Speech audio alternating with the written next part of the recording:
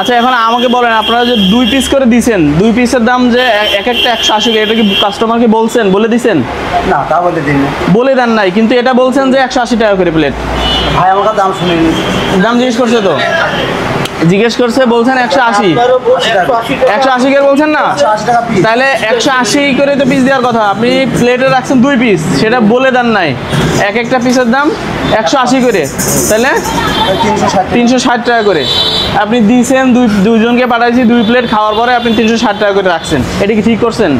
এরকম তো দেওয়া হয়, ঠিক আছে। আপনি কেন দিবেন? এটা একটা গ্রামীণ এরিয়া, মানুষজন বিভিন্ন বিভিন্ন সেকশনের মানুষ এখানে আসে, আমাদের টাকায় কোনো সমস্যা নাই। আপনি 4 পিস দিলেও সমস্যা নাই, কিন্তু আমার প্রশ্ন হচ্ছে আপনি দেওয়ার সময় অবশ্যই বলে দিবেন কাস্টমার। এখানে আমরা না আসতে পারি, গ্রামের একটা মানুষ আসতে পারে, তাই না? আমরা সাইডে কথা বললাম যে নাসির হোটেলে আসলে খাবার খাওয়ানোর পরে আপনার